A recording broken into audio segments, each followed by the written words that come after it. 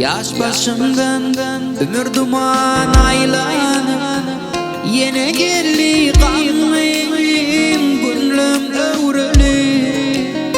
Yaş başımdan ömür duman aylanıp yine geldi kanlıyım gönlüm övreli.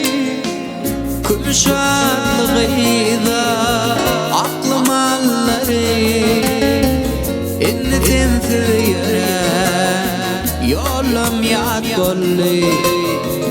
Kümşanlığıyla aklım alları inni temsil yere yolum yad golli. Bozlar haber